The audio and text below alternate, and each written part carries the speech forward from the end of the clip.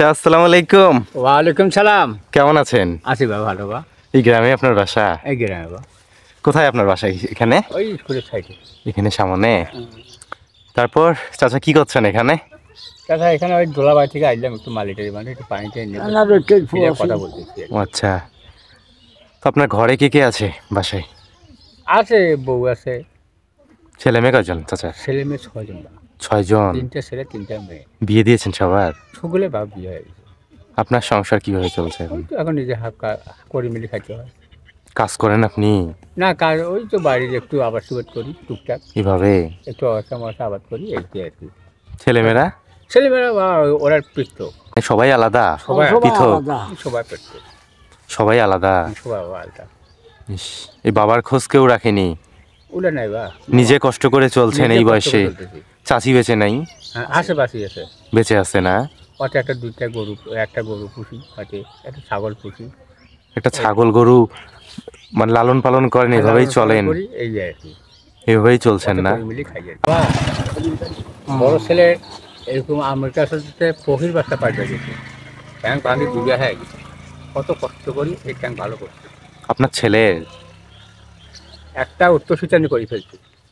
আর কি কি করতেন ছেলে মেয়েদের জন্য? দেখে না, হ্যাঁ আপনি যখন টাকা ইনকাম করেছিলেন, গায়ে জোর ছিল, মানুষ ওই যে এরা সব আমরা ওই যে মানে কিষাণ পাই দিছি, কৃষি কাজ করছেন মানুষের জমিতে? মানুষের কাজ টাজ করি, ওতে ওরা পেট্রো পালন করছি। এভাবেই সন্তানদেরকে বড় করেছেন? এখন বাবা ঘুরলে দেখে না, এখন আপনাদের দিকে তাকায় না? না বুঝলেন, এখন তাকায় না আমার দিকে।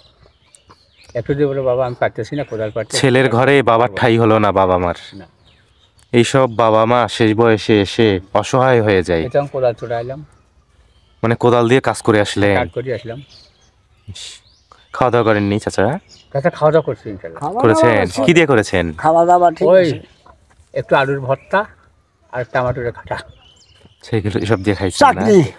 আপনার শীতের কাপড় নাই চাচা? শীতের কাপড় নাই? শীতের কাপড় এই আর কি, এগুলোই গায়ে দেন? এই যে। ঠান্ডা লাগে না আপনাদের এখানে? তো প্রচুর ঠান্ডা। কি করবো কোন, ঠান্ডার বুদ্ধি আছে? রোদ খুব কম ওঠে আপনাদের এখানে? না, এই তো আজকে তো রোদ এই যে কেবল উঠলো আর কি, মাত্র রোদ উঠলো। রোদ ছিলই না সকাল থেকে? না সকালটা রোদ ছিল না, কুয়াশা ছিল না? ঠিক আছে চাচা, ভালো থাকবেন। হ্যাঁ ইনশাআল্লাহ, আসি। আসসালামু আলাইকুম। ওয়ালাইকুম আসসালাম।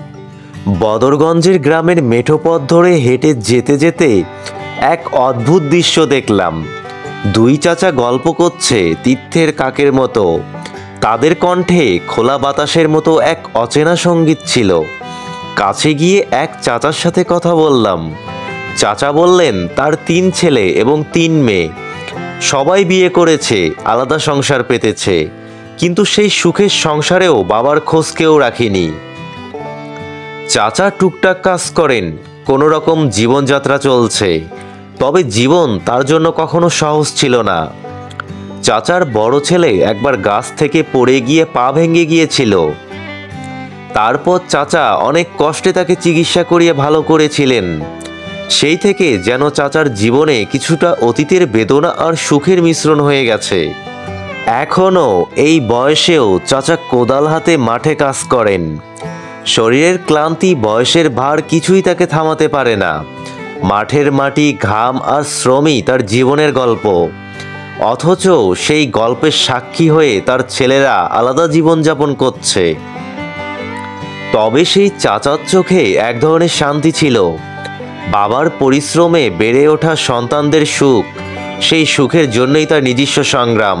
জীবনের কষ্টের মাঝে সে বুঝে গেছে প্রকৃত সুখ এমনই, যেখানে স্বপ্ন না হয় সেখানে স্নেহ থাকে, যেখানে চেষ্টা থাকে সেখানেই প্রাপ্তি।